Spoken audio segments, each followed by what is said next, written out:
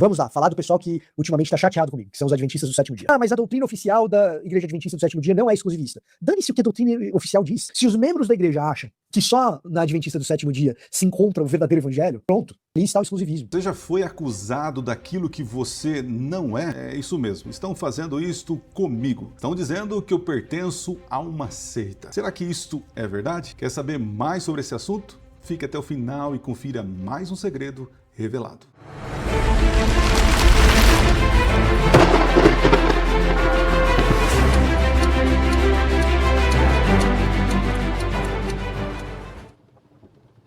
Olá, seja bem-vindo a mais um vídeo do canal Minuto Profético. Este vídeo é um daqueles que eu gravo e que me dá, não dor no estômago, mas me dá reverteios, eu posso dizer assim, né? Porque assim, me incomoda esse tipo de situação. E por que estou gravando esse vídeo? Porque eu gosto? Não é porque eu gosto, porque eu devo uma satisfação para os meus seguidores.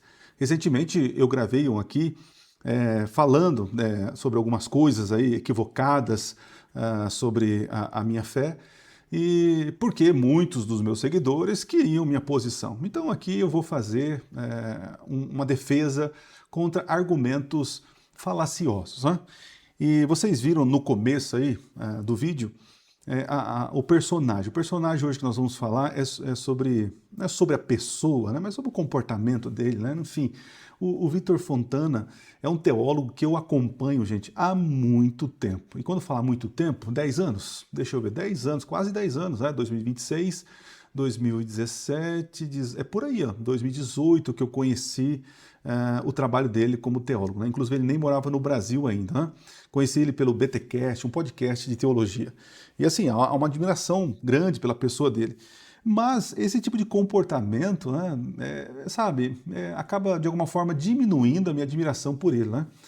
Porque ele parece ser um teólogo sério, né? Então, e fazer as afirmações que ele faz, isso é muito assim problemático.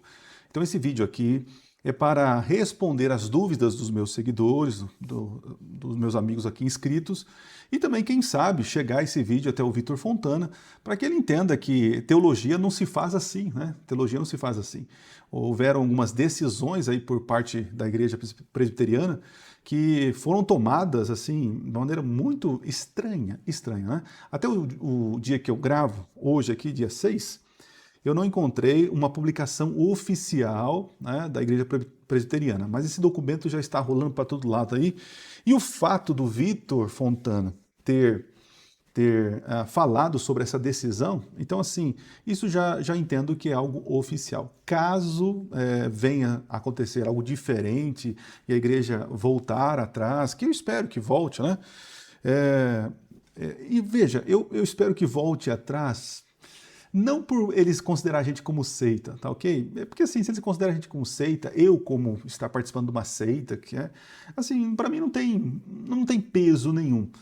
O que me incomoda é eles dizerem que eu fiz algo, que eu faço algo, coisa que eu não faço, né?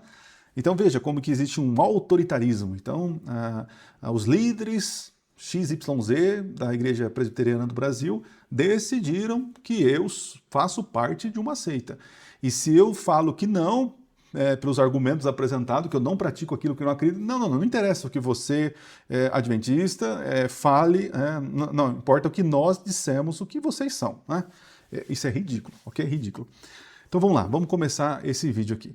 Eu vou colocar aqui na tela uma parte do vídeo dele, onde ele fala sobre a posição da igreja com relação aos adventistas. Eu vou assistir todo o vídeo e depois eu parto aqui para as considerações, ok? Então vamos lá, tá aqui na tela, deixa eu ver aqui, beleza, vamos apertar o play e manda ver, vamos lá. Deixa eu ver aqui, vamos lá. Muito bem. São 3 páginas.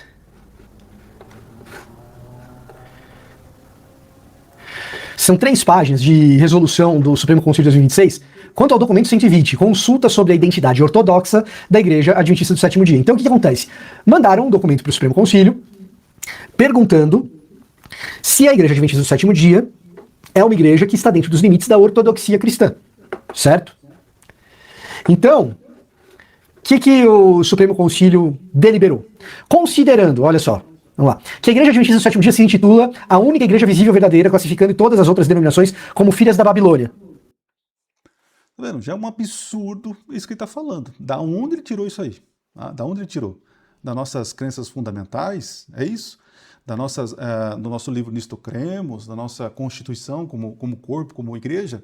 Não, deve ser da cabeça de alguém, né? Enfim, vamos lá. 2. Que a Igreja Adventista do Sétimo Dia ensina que, a partir de 1844, foi iniciado o juízo investigativo no qual Jesus atua como sumo sacerdote no santuário celestial, analisando os registros da vida de todos os que professam fé em Deus para a confirmação da salvação. Não. Absurdo. Gente, vocês sabem o que é isso do juízo investigativo? Não, e nem É o seguinte, cara. A Igreja Adventista do Sétimo Dia é uma das igrejas que nasce da ideia de que tinha uma data marcada para Jesus vir. E eles disseram a data e não rolou. E aí tem que reinterpretar a parada. Certo? E a partir de então, como reinterpretação da parada, veio esse remendo chamado juízo investigativo. E o que é o juízo investigativo? É o seguinte, tua salvação não está garantida não. Jesus está o tempo todo examinando se você vai ser salvo. Absurdo, absurdo. Da onde ele tirou isso, cara? Da onde ele tirou isso? Está o tempo todo investigando a sua vida para confirmar se você é salvo ou não. Interessante. Alguém que não conhece a doutrina do juízo investigativo ensinando e dando carteirada em nós, né, que conhecemos e que ensinamos. Né? Ele está tentando ensinar outras pessoas que não conhecem alguém que não conhece nada sobre a doutrina. Incrível, né? Cara, isso, para muitas pessoas que eu conheço dentro desse movimento, é uma eterna paranoia. É uma doutrina inventada, cujo resultado prático é um terror na vida de quem professa essa fé.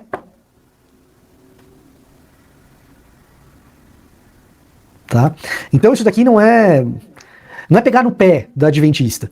Tem adventistas que são muito piedosos, acreditam em Jesus, eu não tenho dúvida disso. Então, o Vitor, eu sou uma pessoa piedosa, acredito em Jesus. Eu não acredito no que você está falando, eu não vivo isso. E aí, cara, como que fica?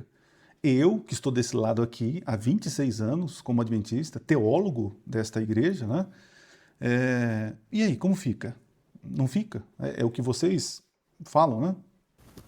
Só que o que está sendo consultado não é a piedade dos nossos irmãos, não é a inteligência de alguns irmãos adventistas que... Não, mas vocês são... Desse jeito eu me sinto um ignorante, um infantil, né? Um herege de carteirinha. Vocês fazem a gente parecer desta maneira, né? São extraordinários. Mateus Fugita, por exemplo, baita de um cara. Não, o que está sendo consultado é a identidade ortodoxa da Igreja Adventista do Sétimo Dia. 3. Que a Igreja Adventista coloca o sábado como ser escatológico da salvação e que a guarda do domingo será a besta. Bom, isso daqui, do ponto de vista da identidade ortodoxa, é problemático. Da exegese, aí nem se fala, né? Tem vídeo aqui já falando sobre o que é a marca da besta. No consenso acadêmico, exegético, da interpretação de Apocalipse, eu sempre indico o comentário do Craig Koster, do livro de Apocalipse, Revelation.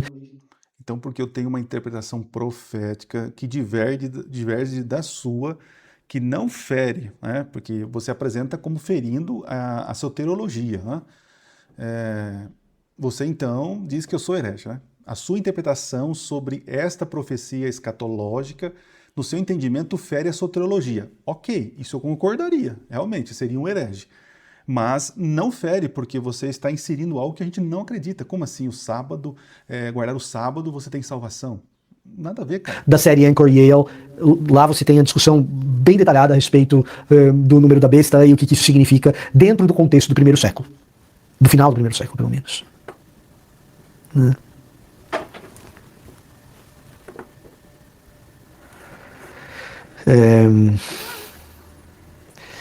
4. Que a Revelation da série Anchor Yale, lá você tem a discussão bem detalhada a respeito do número da besta e o que isso significa dentro do contexto do primeiro século. Do final do primeiro século, pelo menos.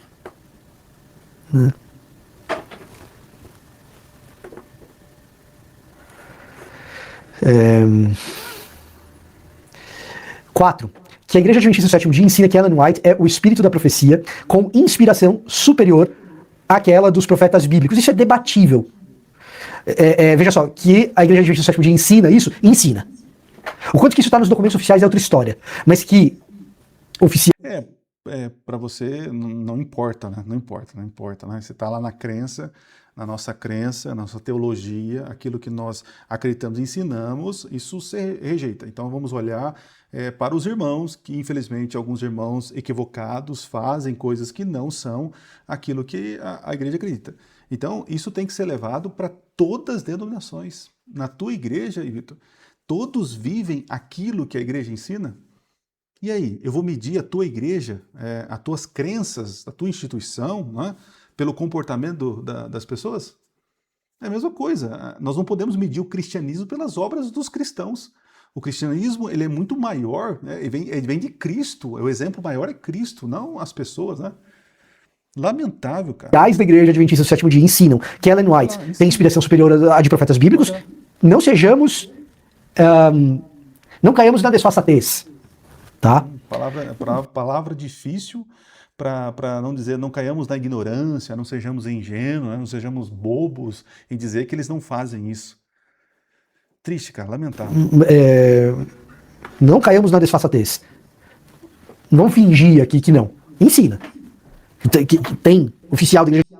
Então, realmente, o senhor frequenta todos os cultos nossos, de todas as igrejas adventistas, o senhor acompanha as lives, né? O senhor vê tudo, né? Então realmente ensina. Se o senhor está falando que é um presbiteriano há não sei quanto tempo, está falando que nós adventistas fazemos isso e praticamos, quem sou eu para falar uma coisa dessa? Nossa, né? Adventista que ensina isso? Tem. Tem igreja local que ensina isso? Tem. E todo mundo sabe que tem. Não sejamos dissimulados, por favor. Tá? 5. Que a Igreja Adventista do Sétimo Dia ensina o aniquilacionismo, doutrina que entende que as almas dos ímpios serão completamente destruídas após o juízo final, nega o estado intermediário da alma e nega o tormento eterno. Né? É verdade. É verdade que a Igreja Adventista do Sétimo Dia ensina isso. Não sei se isso, por si só, é suficiente para dizer que ela não é ortodoxa. É um problema. Você está vendo, se o próprio membro aí, né, uma pessoa influente, presbiteriano, tem dúvidas sobre essa decisão, né, é incrível. Dentro da ortodoxia, que depois nós vamos ver aqui, nós temos questões divergentes, mas a nossa divergência nada afeta a nossa ortodoxia, segundo a lista de vocês aí. Mas tudo bem, vai acumulando, né? 6. Vai acumulando, né? Tem isso também, tem um limite, uma categoria ali para eles. Né? Que a Igreja do Sétimo Dia sustenta que Satanás é o bode emissário de Levítico 16, carregando a responsabilidade final pelos pecados dos que serão salvos, colocando o diabo como coparticipante da expiação. É verdade. Verdade aonde? Diga para mim, é isso que nós acreditamos? Ou é isso que vocês querem acreditar? Né? Vocês não entendem nada de juízo investigativo, né? Vocês não entendem, vocês leem meia página, né? É verdade, ele fala de um jeito. É verdade, é verdade. Que triste, cara. O Supremo Concílio, em 2026, resolve: 1. Tomar conhecimento. 2. Declarar a Igreja Adventista como seita. Gente, é polêmico isso? É polêmico? É polêmico, porque vocês estão levantando um falso testemunho. Não estou entendendo. Documento? Sabe? Ele é objetivo. Bem objetivo. Tá? Então,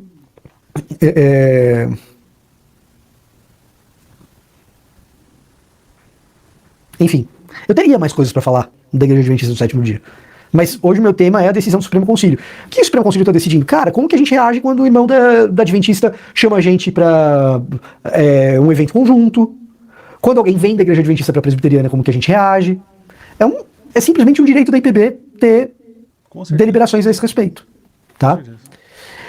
Não tem nada sobre a congregação cristã no Brasil? Tem, Gus. Tem sim, mas não desse ano. Se você der uma pesquisadinha, você acha, tá?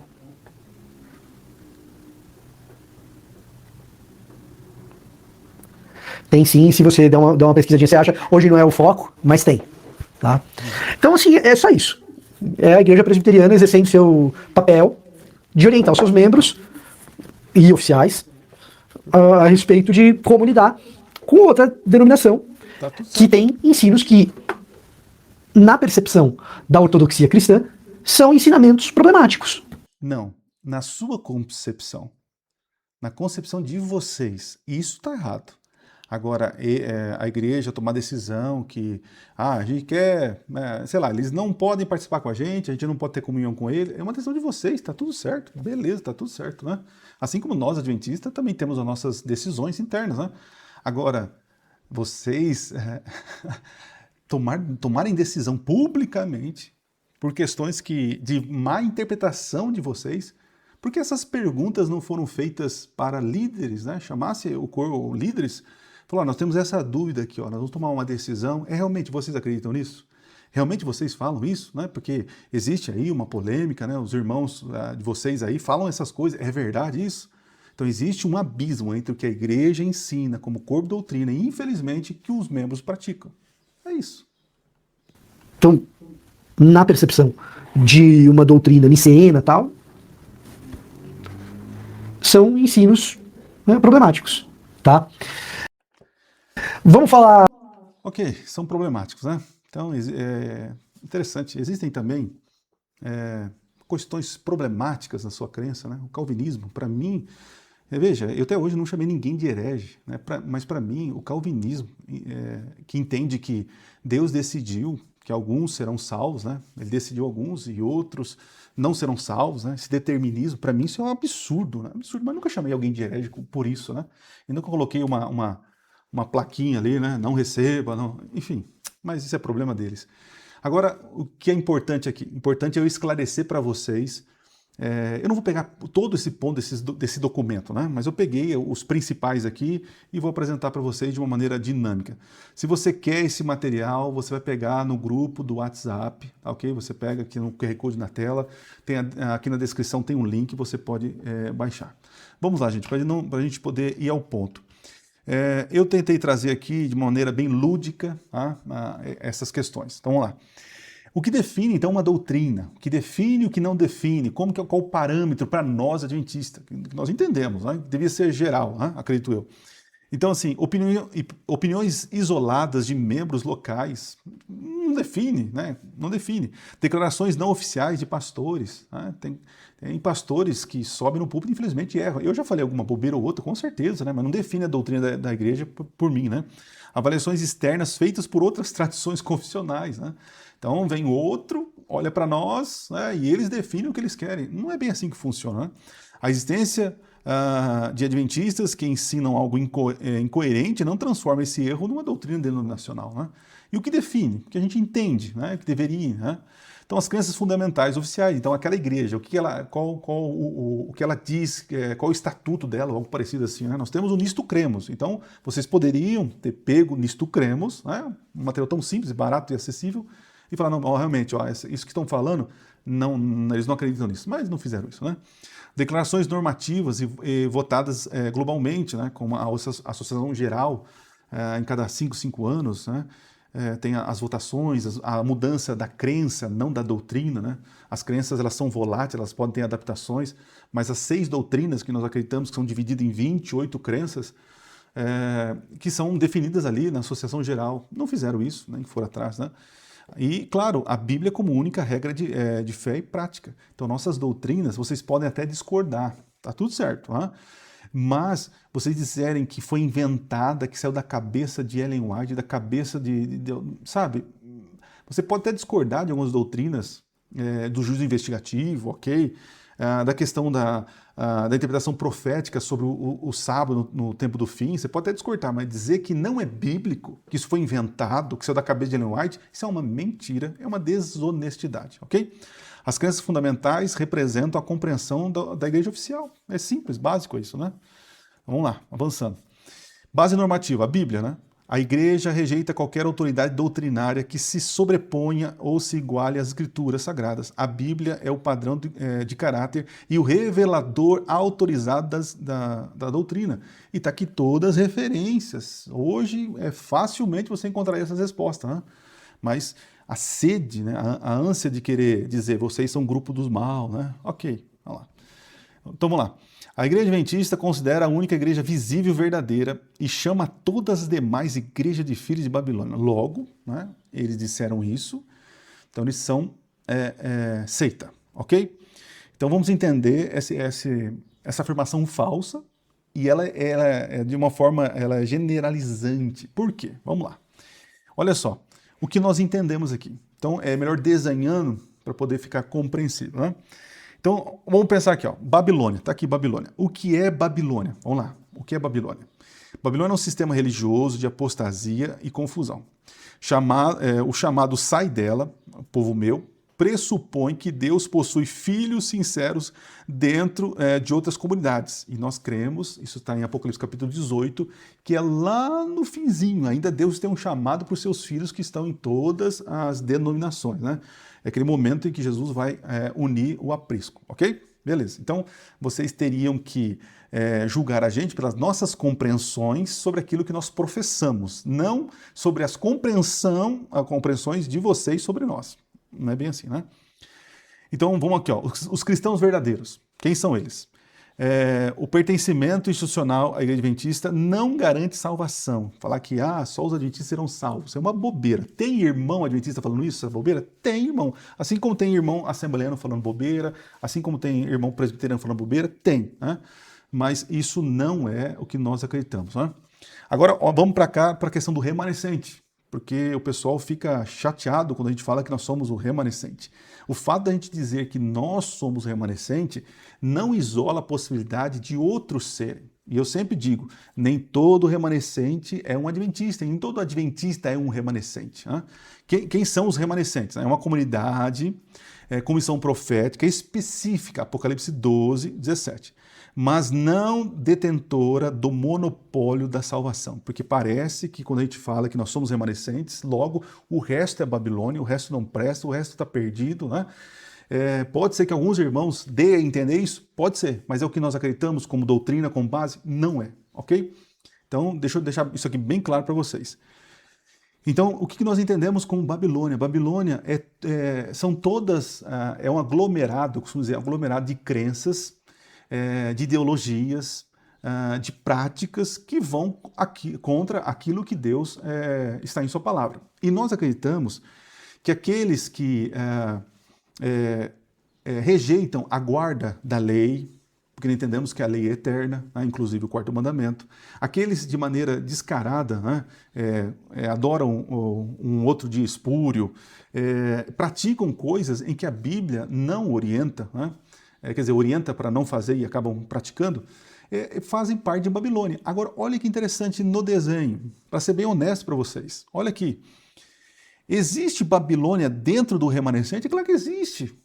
Tem alguns que estão falando que é remanescente, que são adventistas, que são cristãos verdadeiros, mas tem aqueles que são hipócritas, porque Babilônia nada mais é que são crentes que parecem crentes, pessoas que professam que são cristãos, né? Por fora fazem tudo certinho, mas por dentro tem uma vida dupla. Então esse é o contexto. Babilônia é muito amplo, assim como o povo de Deus é muito amplo. A única diferença que nós fazemos aqui é que nós chamamos, a gente acaba usando essa nomenclatura que às vezes não é tão clara. Nós somos o povo remanescente, o povo visível, porque Deus tem uma igreja visível e uma igreja invisível. Quando a gente fala de igreja visível, é que a gente entende que são aqueles que guardam os mandamentos de Deus. Quais mandamentos? Todos, né? Todos. O decálogo, estou falando da lei, os 10 mandamentos, né? Inclusive o sábado. E claro, e aceitam Jesus como Senhor e Salvador. E proclamam as 3 mensagens angélicas de Apocalipse capítulo 14. Primeira mensagem angélica, segunda mensagem angélica e terceira mensagem angélica. No Apocalipse, o remanescente é esse. São os que aceitam, têm o testemunho de Jesus e guardam os mandamentos de Deus. E pregam as 3 mensagens angélicas. Então, se existe algum povo nessa terra que tem de uma forma declarado publicamente que está fazendo e quer fazer parte desse remanescente, são os adventistas. Agora, se os presbiterianos, assembleanos quiserem fazer parte do que Apocalipse 13 está dizendo como povo remanescente, então é só praticar o que está lá, ok? Mas o fato de nós querermos ser esse remanescente e tentar fazer aquilo que está, não isola vocês, não anula a salvação de vocês, ok? Então é esta a questão. Agora, existem pessoas que são remanescentes, que não estão na igreja adventista, e que não guardam os mandamentos de Deus, e, enfim, tem esse tipo, tem sim, porque eu vejo que remanescentes são sinceros de cada local, né? São pessoas sinceras, cristãos verdadeiros, aqui ó, que estão vivendo a verdade que foram apresentadas, entendeu? Que estão no engano, que estão, não que eles são maus, né? Mas eles estão no engano, eles estão achando que estão fazendo o certo, né? Por exemplo, Paulo acreditava que estava fazendo a obra de Deus, mas depois entendeu que não era aquele caminho. Entende? Então são pessoas sinceras. Tem gente dentro do adventismo que está vivendo engano? Com certeza, com certeza. Quem são esses? São pessoas que vivem um legalismo, são pessoas que vivem práticas equivocadas que Deus nunca pediu, né? E que a igreja também nunca pediu, né? Como um vídeo que eu reagi recentemente. Então vivem nesse engano, né? São pessoas que estão ali vivendo uma vida equivocada. Chegará um momento que eles vão receber um chamado para sair desta Babilônia? Com certeza. Apocalipse capítulo 18, sai dela, povo meu. Então assim, não é porque o Adventismo diz que é o remanescente, que o CNPJ, todo mundo vai ter que ser batizado na igreja adventista para ser remanescente. Isso é uma bobeira, isso é utópico, nós não cremos assim. Existem irmãos que acreditam nisso? Existem. Existem irmãos adventistas que eu já vi que acreditam até em extraterrestre e umas coisas doidas aí. Mas enfim. Então, esse conceito de Babilônia para nós, quando a gente fala Babilônia, é que segundo a nossa compreensão, os remanescentes de Deus é um grupo que guarda os mandamentos de Deus, tem a fé em Jesus, né, e cumpre a pregação das 3 mensagens angélicas. Quando você vai para Apocalipse, você vai encontrar Babilônia. Pessoas vivendo uma vida, praticando pecados, enganos, servindo um sistema que não é do Senhor. Agora, se você que está me assistindo, que tem uma convicção daquilo que você está fazendo, que Deus mostrou para você em sua palavra, e que você ainda não compreendeu que o sábado é dia do Senhor, que, enfim, você não compreende a mesma coisa que nós, mas você vive sinceramente as suas doutrinas, as suas crenças, né? Se Deus te guiou até aí e realmente você está vivendo aquilo que Deus te apresentou, fique em paz, querido. Fique em paz, porque Deus vai julgar o teu coração, entendeu? Deus vai julgar o teu coração. Tem muitas pessoas que ainda não compreenderam a questão do sábado porque faltou-lhe tempo, faltou uma explicação convincente, faltou tempo para absorver a ideia, né? E tem tantas situações, né? E outra, não é sábado que salva as pessoas, não é o sábado, não é um mandamento, né? Mas enfim, ó, a eclesiologia adventista reconhece expressamente a existência de pessoas sinceras e verdadeiras cristãos em outras comunidades confessionais. Então, quando vocês falam que nós somos exclusivistas, está equivocado isso, brother. Está equivocado. Ser exclusivista é dizer que só nós temos a salvação, só nós seremos salvos. Nós não acreditamos nisso. Nós não acreditamos. Agora, o que nós acreditamos? Que nós, de maneira visível, somos aqui o remanescente. Guardamos o mandamento de Deus, os 10 mandamentos, né? Aceitamos o Senhor Jesus, somos salvos pela graça, né? O testemunho de Jesus, e pregamos as 3 mensagens angélicas. Visivelmente, quando eu olho para o Apocalipse, o remanescente está fazendo isso. E nós, adventistas, nos esforçamos para fazer isso. Algum mal em dizer que somos remanescentes? O fato de dizer que somos remanescentes, estamos dizendo que vocês estão perdidos? Quando dissemos que são Babilônia, porque tem muitas pessoas vivendo aquilo que as Escrituras não apresentam. E segundo a nossa compreensão, a guarda do sábado é um requisito. É uma questão que está lá em Apocalipse, guardar os mandamentos. E quando você decide que o sábado foi abolido e você não guarda o sábado por uma questão não bíblica, escriturística, mas você decide abandonar esta lei porque a tua igreja ensina isso, ou porque a tradição mudou. Então veja, a próprio Daniel capítulo 7 diz que haveria um momento na história que um poder se levantaria e mudaria a lei de Deus. E assim aconteceu, né? Muitas pessoas hoje guardam o domingo como dia do Senhor, ou não guardam o domingo, mas desconsidera o sábado, o semanal, como um dia em que está em vigor a lei de Deus, por causa da tradição, não por causa da Bíblia. Entende? Se você discorda de mim disso, ok. Agora não diga que eu estou dizendo porque eu acredito nisso e vivo isso, eu estou salvo e você está perdido. Não. Deus vai julgar a tua intenção, o teu coração, assim como vai ajudar a minha. Que adianta eu guardar o sábado, dizer que sou adventista e prego as 3 mensagens angélicas, só que o meu coração é corrompido. O meu coração realmente, enfim, então, salvação é jurisprudência ou jurisdição do Senhor. Não são dos adventistas. Não queiram jogar essa pecha sobre nós, tá? Aí eu já estou no primeiro slide, já estou desse jeito, né? Vamos lá. Eclesiologia, Igreja Remanescente de Babilônia. Ó, Igreja Universal, composta de todos os que verdadeiramente creem em Cristo, não restrita a registros denominacionais. Está aqui a referência para você. O remanescente, chamado específico nos últimos dias, olha lá, para anunciar o Evangelho. O povo de Deus não está restrito a este grupo, queridos. Não está. Né? Tá aqui a fonte para você. Babilônia. A associação religiosa apóstata e coercitiva. Né? Interessante isso, porque aqui é um ponto importante que eu tinha até esquecido. Pega essa ideia aqui. É um grupo que se levanta e quer impor as coisas para os outros. Isso que aparece lá em Apocalipse. Agora, Vitor Fontana, o que vocês estão fazendo? De se levantarem e de uma maneira de taxar a gente, né? É interessante, taxa a gente sem... assim, vocês decidiram, né? Esse tipo de atitude se encaixa perfeitamente como Babilônia. Entende? Se nós fôssemos exclusivistas, só nós temos a salvação, né, e vocês não têm, realmente encaixaríamos com Babilônia, mas a gente não acredita nisso. Agora, o que vocês estão fazendo, declarando assim a toque de caixa, né, posso dizer assim, isso se encaixa com a ideologia, né, e a crença de Babilônia, ok? Apocalipse capítulo 18 e 4 é um chamado aos filhos de Deus que ainda estão nesse grupo. Então nós estamos falando futuramente, né? Então assim, eu não tenho habilidade, discernimento, sabedoria, revelação para dizer quem hoje é Babilônia. Eu não tenho.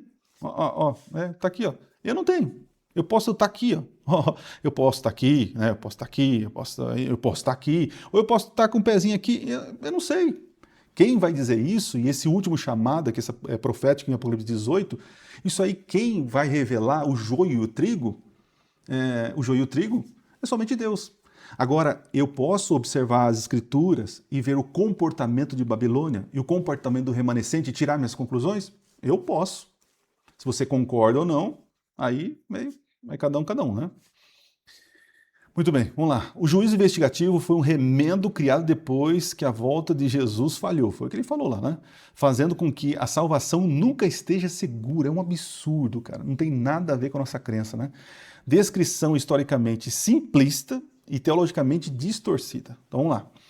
Houve um erro milerita, olha só. Foi na identificação do evento, não no cálculo profético. A doutrina atual baseia-se na sequência bíblica. Então nós temos aqui, ó, Daniel 7, olha só, base bíblica. Então o tribunal celestial se assenta e os livros são abertos. Está lá em Daniel capítulo 7. Se isso não é um juízo, o Vitor, então me diga, como que vocês entendem Daniel capítulo 7? Que acontece antes do retorno do Filho do Homem. Antes de vir à Terra, ele vai diante do Pai e abrem-se os livros. Nós temos uma resposta para isso. Qual é a resposta de vocês para isso?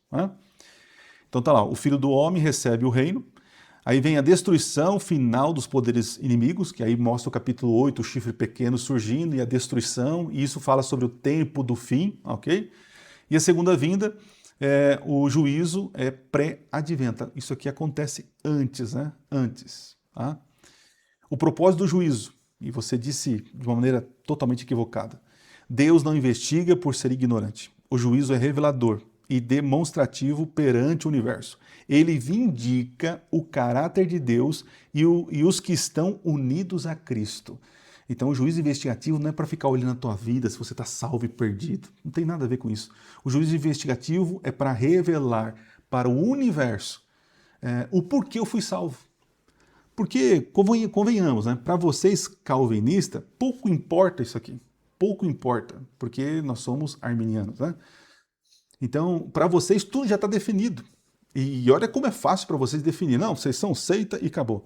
Mas no conceito arminiano, que nós temos, podemos fazer escolhas, né? Deus nos dá esse livre-arbítrio no sentido que eu posso rejeitar o Senhor ou não, coisa que vocês não acreditam. Então, pouco importa isso aqui para vocês. Vocês não vão dar a mínima para isso. Né? Porque para vocês já está tudo decretado, então para que estudar isso aqui? Né? É mais fácil falar que isso é uma heresia, né? Que esse pessoal é uma seita, inventou, é um remendo profético, do que falar assim, peraí, dentro do que eles entendem sobre soteriologia, né? Faz sentido isso que eles estão falando. Não, vocês não têm o mínimo, né? Compromisso com isso. Né? Então vamos lá. Então olha só. Graça mais fé. Então, o fundamento e a recepção. Isso aí é o nosso conceito arminiano, né? Salvação, ó. Obras, evidências judiciais da relação com Cristo. Aparecem no juízo, mas não para comprar salvação. Então, o juízo investigativo levanta-se as provas para apresentar para o universo porque Deus salvou Adriano. Porque o Adriano diz que aceitou o Senhor Jesus como Salvador. né? Mas aí, mas como aí? Peraí, ele salvou, mas como assim? Né? Porque lá em Eclesiastes diz que Deus levantará tudo aquilo que está encoberto. Deus é justo, não vai deixar nenhuma dúvida. Então, o juízo não é para Deus saber alguma coisa. O juízo é para mostrar para os seus seres limitados, suas criaturas, o porquê salvou Adriano e porquê não vai salvar outras pessoas, ou vice-versa. Né? Então, Deus é justo, nada vai ficar encoberto. Perceba que o juízo investigativo é positivo, é de uma maneira para engrandecer a vitória de Cristo, é para escancarar a salvação do salvo em Jesus. Né? E também é para mostrar que aquele teve fé, mas não teve obras, é morta, não teve evidência de salvação. Eu aceitei Jesus, e vocês criticam muito isso, né? E eu também não concordo, que a pessoa faz a oração, Senhor Jesus, entra no meu coração, tá? E aí depois? E depois? Falar que aceita Jesus chega a ter momentos que parece moda, né? Mas aí, e o dia a dia? E a conduta? E os pecados, os vícios? A velha vida ficou no passado? Ficou quando foi imerso na água? Então, o juízo investigativo vai revelar para o universo como Deus é justo, porque salvou você ou eu, né? Porque nós não aceitamos apenas da boca para fora, foi algo interno mesmo, e nós vivemos isso. Tá? Então tá lá, olha aqui a diferença. Ó. O calvinismo clássico, que você acredita, né? Perseverança necessária, incondicional dos eleitos. Arminianismo, que é a visão adventista não completa, assim, a gente não prega o arminianismo, né? Enfim, a graça é plenamente suficiente, Romanos 8:1, mas a relação salvífica pode ser livremente abandonada mediante apostasia. A gente acredita nisso. Né? Assim como o Apocalipse diz que Deus vai riscar, né, aqueles que não obedecerem, que não foram, Deus risca do livro da vida. Né? Então nós cremos que é possível perder a salvação. É possível dizer que sou salvo, aceitei Jesus como Senhor Salvador e viver uma vida de apostasia. Né? Só que as pessoas não sabem. Mas Deus sabe, e Deus vai revelar isso para o universo. É isso. Né? E nós cremos que quando Cristo voltar, ele vem buscar os seus. Então, se ele vem buscar os seus, logo já teve um juízo pré-advento. Então, Jesus já definiu quem ele vem buscar ou não. Entende? A segurança está em Cristo. Discordar da teologia arminiana não autoriza descrevê-la como paranoia ou salvação por obras. Tá? Outro ponto aqui, ó, aqui com todas as referências aqui. Ó. Então vamos lá. A base, salvação inteiramente pela graça, não por méritos. Está na crença 19. Né? Então o fruto da salvação, obediência aos mandamentos. Se vocês me amam, Jesus fala, guarde os meus mandamentos. Né? O papel no juízo, as obras evidenciam a realidade da profissão de fé. Não compram a salvação. Não compram a salvação. Né? Então aqui a mecânica do juízo. De 1844. O início da última etapa do ministério expiatório revela quem permanece em Cristo. Essa é a ideia. Esta é a ideia. Esclarecimento. O Cristo não busca descobrir o que desconhece, mas manifestar a realidade da fé aos seres celestiais. É isso. É isso. É vindicar o caráter do crente, né, para o universo, que ele realmente é um salvo em Jesus. Terceiro, a Igreja Adventista coloca o sábado como selo da salvação. Olha, isso é perigoso demais. Ó. E ensina que todos que guardam o domingo já possuem a marca da besta. Absurdos, né? Contém um elemento verdadeiro, e eu vou explicar o qual, mas formulado de maneira enganosa. Vamos lá. O papel do sábado. O selo salvador é a atuação do Espírito. A atuação do Espírito aqui saiu errado. É a atuação do Espírito Santo. Ok. O sábado não é o Salvador. Ok. A atuação do Espírito, ele é o Salvador. Ok. O sábado não é o Salvador. Tá? Sinal escatológico. Ó. Selo é a atuação, né, do Espírito. Ok. Tá? É o Espírito que salva, né? No caso é ele. O sábado ele não é o Salvador. Tá? A salvação não está no selo. Tá? Sinal escatológico. O sábado funciona como um sinal visível de lealdade ao Criador no contexto do grande conflito. Tá? Então, eu falei isso numa live passada aqui. Quando você aceita o Senhor Jesus como Senhor Salvador, você é selado pelo Espírito. Mas diz Paulo que esse selo ele é selado até o dia que formos resgatados. O problema é que quando chegar esse dia do resgate, nesse processo todo, muitos abandonaram a fé. Foram selados pelo Espírito, aceitaram Jesus como Senhor e Salvador, mas na sua caminhada com Cristo, eles não permaneceram. Então, não serão resgatados. Essa é a ideia. Então, veja, uma vez salvo, não significa salvo para sempre. Agora, a questão do sábado no tempo do fim. Nós entendemos que no capítulo 13 existe ali um conflito né, ideológico, um conflito de adoração. Você adora a besta da terra, a besta do mar, ou a sua imagem, né? Consequentemente adoram o dragão, ou vocês adoram aquele que fez o céu, a terra, o mar e as fontes das águas. Essa mesma referência aparece lá em Êxodo, no quarto mandamento, em que diz que Deus é o Senhor do sábado, aquele que fez o céu, a terra, o mar, ok? Então, no capítulo 13, nós temos duas situações. Ou você adora um sistema, ou você adora a Deus. Quando você adora a Deus, o que manifesta para as pessoas que você está adorando o Deus criador do céu, da terra e do mar? O que revela isso? Aí que entra o selo escatológico. Então, nós acreditamos que nos últimos dias, aqueles que guardam os mandamentos de Deus, que têm a fé em Jesus, ele vai guardar todos os mandamentos. E ele vai evidenciar isso guardando o quarto mandamento.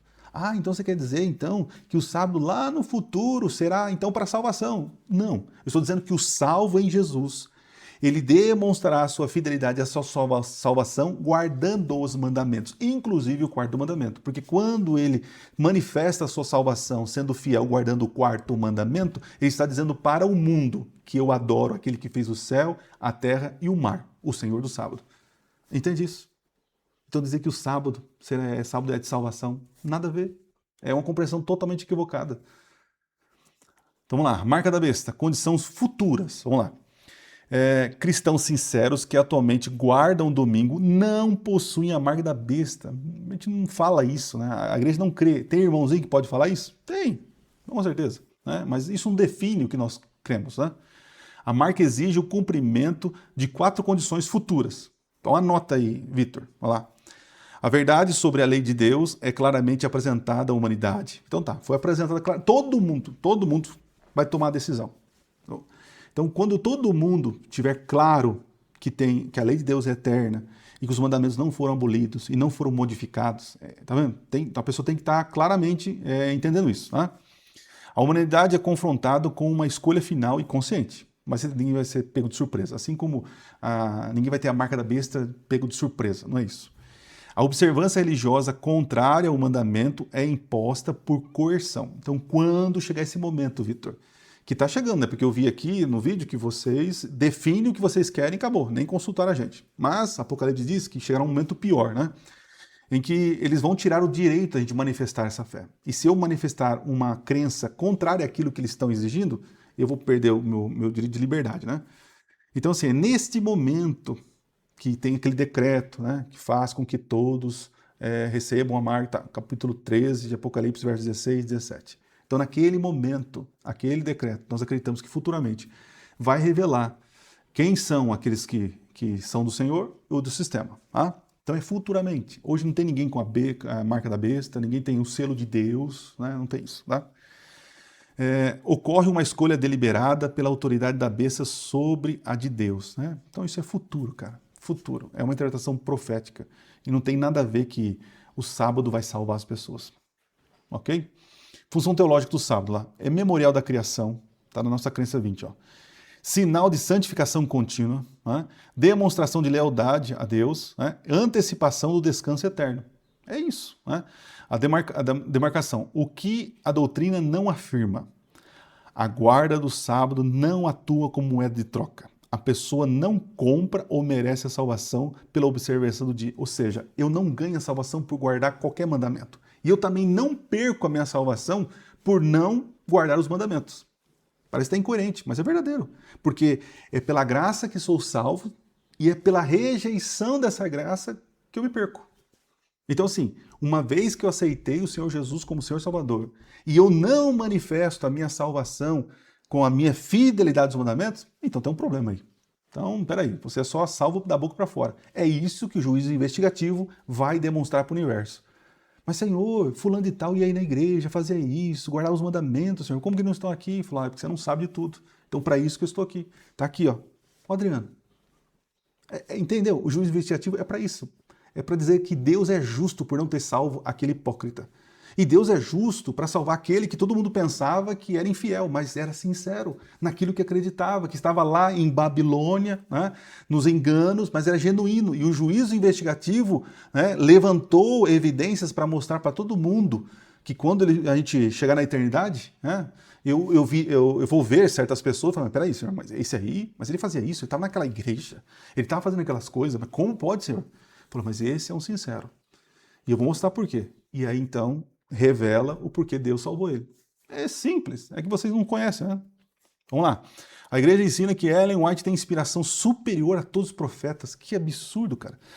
Olha só, objetivamente falso, né? A acusação mais facilmente refutada pelas crenças fundamentais. Então, assim, eu entendo que o conceito de inspiração para vocês é diferente, né? Eu entendo isso, né? Então, seria melhor vocês entenderem o nosso conceito de inspiração, ok? Que não vai diferenciar muito do que vocês acreditam, mas vai explicar a maneira pelo qual a gente acredita, né? Então, olha só, nível supremo, a Bíblia, né? Então, a canonicidade, a autoridade normativa universal, a norma do caráter reveladora das doutrinas, única regra de fé e prática. É isso. Agora, olha aqui embaixo, ó. Nível subordinado, dom profético posterior às Escrituras, né? Então, profecia inspirada, manifestação do Espírito que não acrescenta livros ao cânon e não toma lugar das Escrituras. Então, o dom de profecia que nós cremos que foi manifestado em Ellen White, porque Ellen White não é o dom de profecia, né? Mas o dom de profecia que foi revelado em Ellen White, os seus conselhos são inspirados, é o mesmo nível de inspiração, mas não de autoridade. Não tem a mesma inspiração que Paulo? Tem. Mas tem a mesma autoridade das cartas de Paulo? Não tem. A Bíblia, ela é norma de fé e prática universal, né?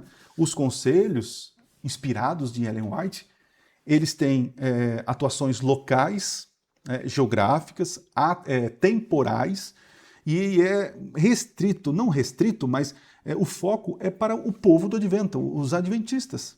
Entende? Pode servir para outros? Com certeza, né? Mas o foco principal dela é para o povo que está pregando a mensagem nos últimos dias. É isso. O que ela falou é doutrina? Não, de maneira alguma, né? Precedente bíblico. A Bíblia apresenta profetas verdadeiros cujos escritos não entraram no cânon. Natan, Gad, então esses profetas, Natan, Gad, tem um outro, Ágapo, né? Outros profetas, as filhas de Filipe, né? Mas não escreveram nada, né? Foram inspirados pelo Espírito Santo, né? É que também, vocês também têm dificuldade, a igreja presbiteriana tem dificuldade sobre o dom profeta, é mais fácil falar que nós cremos que a Ellen White está acima da Bíblia, né? É mais fácil para vocês tanto faz a questão de inspiração, né? Porque vocês não acreditam que os dons permanecem, né? Alguns vão dizer, não, cessou, né? Então, uma turma, uma ala do presbiterianismo que vai dizer, não, cessou, acabou tudo. Aí tem outros, não, continua, mas é limitado, né? Então, é fácil vocês julgarem as nossas crenças a partir das suas convicções. Isso não tem como, né? Vai dar no que deu aí, né? Vocês vão passar vergonha com isso aí, né? Inspiração, olha lá, conclusão. Inspiração não é sinônimo de canonicidade. Alegações de superioridade de Ellen White derivam de abusos populares isolados, frontalmente contrários ao ensino oficial, né? Então eu fiz um desenho ao contrário, aqui ó, tá ao contrário para vocês entenderem. Ó, dom de profecia é a partinha pequena, a base são as escrituras, né? Então tá aqui, ó, a Bíblia é o padrão pelo qual o ensino e a experiência devem ser provados, né? Todas as citações aqui. Próximo. A Igreja Adventista ensina que o aniquilacionismo nega a alma consciente no estado intermediário e nega o tormento eterno, com certeza. Isso aqui, ó, é verdadeiro. Isso vocês acertaram. Isso aqui é uma das crenças, segundo a nossa percepção, que está totalmente equivocado, que é uma prática de Babilônia. Porque desde o jardim, quando houve o primeiro engano, né, certamente não morrereis. Deus falou, certamente morrereis. Mas, infelizmente, para alguns, né, a alma tem consciência após a morte, coisa que a Bíblia diz claramente, né, que é um sono, aí vocês também não acreditam nisso, né, mas isso aqui está certo, ó. Mas o fato de a gente acreditar nisso aqui também não seria motivo, porque a sua listinha de os seus heterodoxia, né, de vocês, isso não fere isso aqui, tá? Como muito bem o Vitor comentou, né? Então, mas vocês não creem, e se a gente não crê igual vocês, somos seita, né? Então tá aqui, isso aqui é muito claro para muitas pessoas, até para quem me segue aqui, né? A resposta é a imortalidade condicional. Ó, o conceito oficial, somente Deus possui imortalidade inerente. Então, a alma ela não é imortal. O único que é imortal é Deus. E a alma do ser humano, ela é imortal de maneira condicional. Se eu estou em Cristo, né? Se eu estou em Cristo, eu terei vida eterna. Se eu não estou mais em Cristo, é o contrário, é morte eterna. Porque vida é presença de sentimento, de ação, de pensamento, razão. Morte é o contrário. Entende? Então, é interessante, o salário do pecado é a morte eterna, não o tormento eterno. Da onde eles tiraram isso? Né? Se o salário do pecado fosse o tormento eterno, então por que Jesus não está sofrendo tormento eterno lá na cruz? Porque Cristo não veio pagar o preço do pecado por nós? Vocês não acreditam nisso? Tá tudo certo, verdade.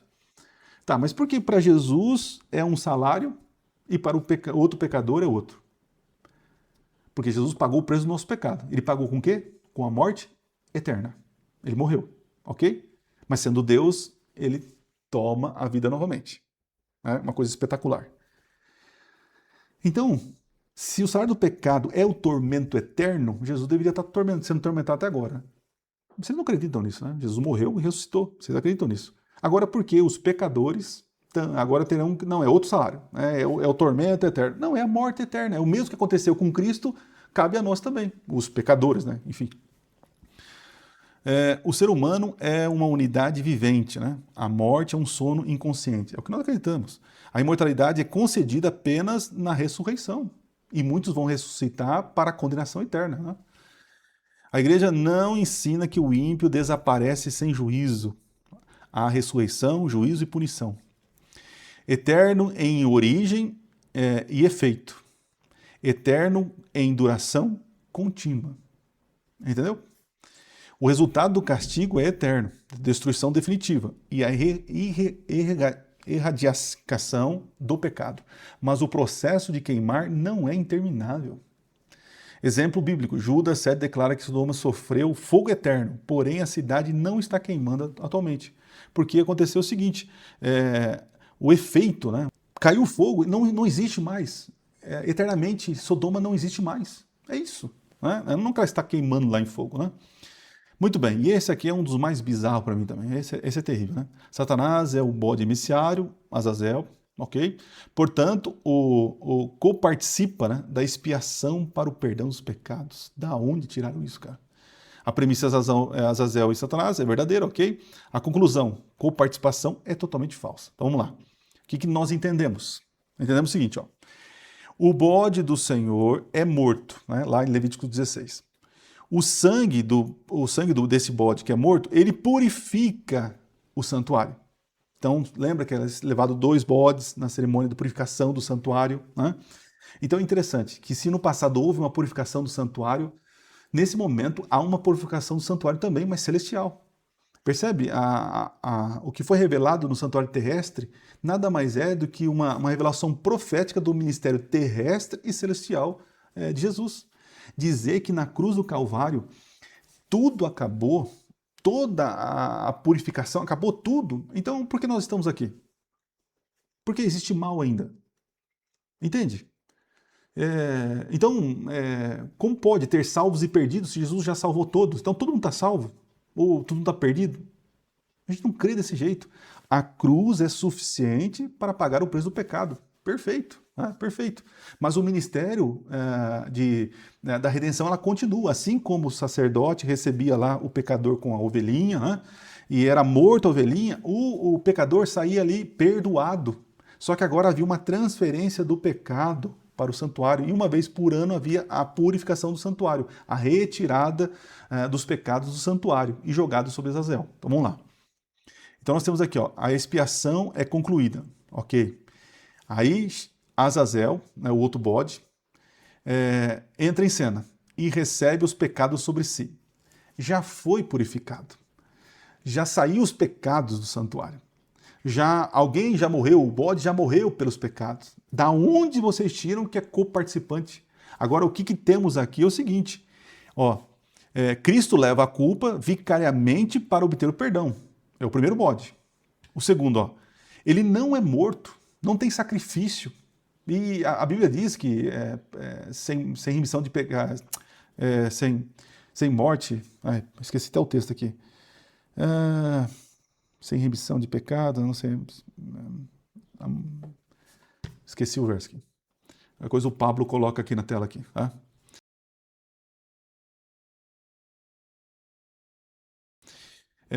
Vamos lá. Não é morto como sacrifício, recebe responsabilidade judicial final por ter originado o mal. É isso o papel dele. É como se fosse uma lata do lixo. Você vai limpar a tua casa, você não limpa a tua casa, você faz o que com lixo? O que você faz com lixo? Se você usou a vassoura para limpar, né, aí você faz o que com o lixo? Deixa na vassoura? Não. Você vai pegar o lixo que você tirou com a vassoura e vai jogar no lixo. Né? Pega o lixo e joga no lixo, certo? Então, Satanás para nós é como se fosse um lixeiro. É um lixeiro. Né? Após a expiação já ter concluída, ele não contribui para perdão. Da onde é? Mas o fato dele receber esses pecados, então ele participa, cara, ele participa como originador, como lixo, esgoto. Ele não paga preço do pecado. Entende? É isso que nós entendemos. Tem nada a ver que participa como salvador, que absurdo, isso é uma conclusão de vocês, né? Muito bem, então vamos lá. O primeiro bode, Cristo, e o segundo aqui, Azazel. Olha lá. Função, representava Jesus Cristo.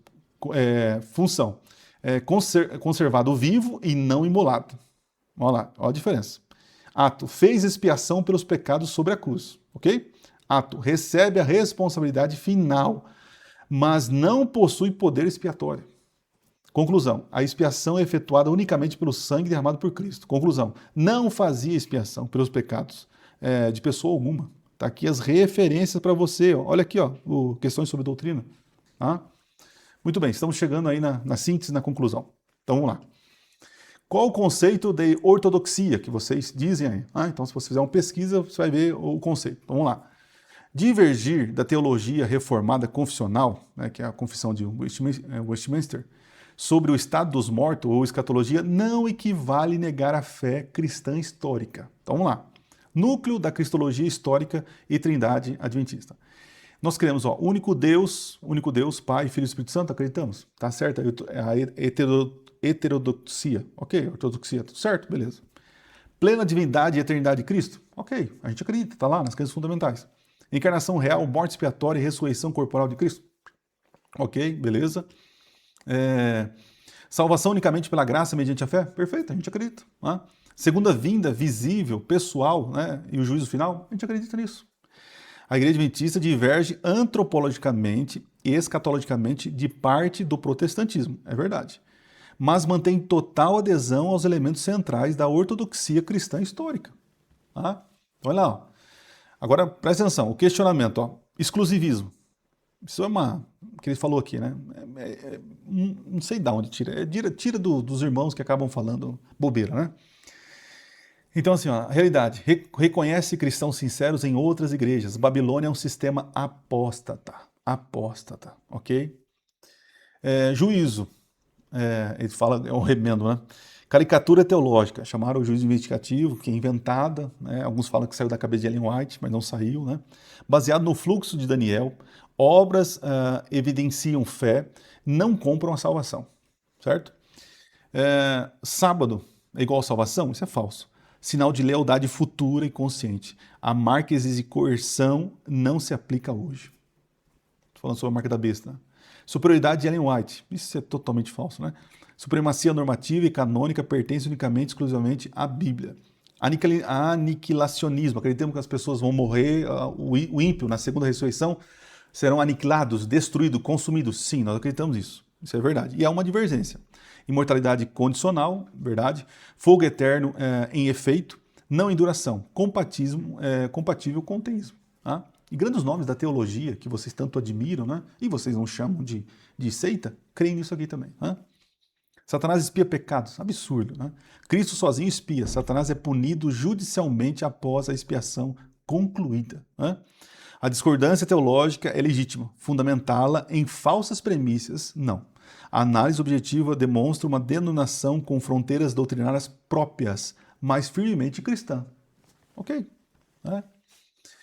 Então aqui, ó, as referências, então tem tudo aqui. Esse material eu vou deixar no meu grupo do WhatsApp para você. Então quando eu lançar esse vídeo aqui, vai estar lá no grupo do WhatsApp que você pode acessar, certo?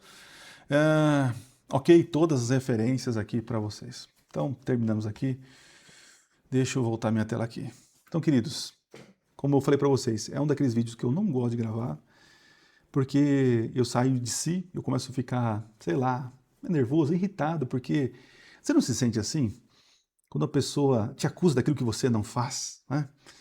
E é interessante que quando não há essa revolta, a gente tem que desconfiar também. Sabe por quê? Eu vejo, por exemplo, políticos. Na política, deixa eu dar um exemplo rapidinho aqui. Quando as pessoas acusam um político de ter feito algo errado, e esse político, sabor, não, veja bem, isso dá indício para mim que ele aprontou. Agora, quando eu vejo alguém falando, não é provar, não, que isso, não fiz isso, essa revolta me parece mais genuína do que, não, amenizar o negócio. Mesma coisa, sei lá, se falaram que eu traí a minha esposa. Rapaz, se me disserem que eu traí minha esposa, pelo amor de Deus, essa pessoa vai ter que provar. Eu vou até, usando uma expressão chula, vou até o inferno aqui para provar. Porque eu não fiz. Então, da mesma forma, eu quero que vocês entendam esse jeito meu aqui. Tá? Posso estar totalmente equivocado e eu estar no engano? Posso estar? Posso estar. Então, orem por mim. E eu tenho orado para que Deus me dê humildade, me dê clareza e entendimento. Enquanto isso não acontece, se eu estou me engano, eu vou reagir dessa forma, assim como Paulo reagiu daquela maneira, né? Que perseguiu os cristãos, porque na cabeça dele ele estava fazendo tudo certo. E eu estou nessa revolta, uma revolta santa, posso dizer assim, por ver pessoas que eu entendo que são irmãos meus em Cristo falando uma coisa dessa, entende? E também faço um apelo para os meus irmãos adventistas que estão me assistindo aqui. Por favor, gente, vamos ponderar, vamos frear a língua, vamos tentar moderar o discurso, né? Que muito do que está acontecendo aqui é porque nós, nos nossos discursos, púlpito, ensinamento, nós fizemos errado, não fizemos o dever de casa, né? Agimos de maneira equivocada e olha o espaço que deu. Então, a partir de hoje, vamos construir pontes, diálogos, né? Olha o que nós colhemos. São décadas, de alguma maneira, o adventismo se comportando de maneira equivocada a sua doutrina. Então, um apelo para os meus irmãos que estão assistindo. Vamos conhecer mais das nossas crenças, para a gente não falar bobeira na internet, não falar bobeira para outras pessoas. Então, é isso. E meus irmãos presbiterianos que me assistem, estão me assistindo, vão assistir. Queridos, olha, eu sei que isso daí não é de todos, eu não quero generalizar aqui, não é de todos. Mas entenda que esse tipo de comportamento da liderança de vocês é totalmente reprovável, né? Existem coisas que nós não concordamos com vocês e eu não lembro, eu nunca vi isso, um adventista falar são hereges, são seitas. Estão equivocados segundo a nossa crença? Estão. Fazem parte do povo de Deus? Eu acredito que o povo de Deus, né, são todos aqueles que aceitaram o Senhor Jesus como Senhor e Salvador. Se são salvos ou não, isso é Deus que vai saber. Entendeu? E a sinceridade de cada pessoa. Mas enfim, já vou terminar aqui que está longo demais. Queridos, agradeço a companhia de vocês. Muito obrigado pela presença de vocês aqui. O material vai estar lá no grupo do WhatsApp. Se inscreve no canal, curta, compartilhe. E vou orar a Deus para que não surja mais outra treta dessa, para que eu venha aqui e faça esclarecimento. Se você tem gostado dessa situação, no sentido de eu dar o esclarecimento para vocês, eu preciso, coloca nos comentários. Muitas pessoas me procuram no particular, né? Então seria interessante, coloca aqui se isso é importante para você, se ajuda, né? Se você discorda de alguma coisa, coloca nos comentários. Isso vai me ajudar a entender mais sobre o meu público aqui, ok? Deus abençoe vocês, um forte abraço e não se esqueçam, Minuto Profético. Nunca foi tão fácil estudar profecias. Valeu!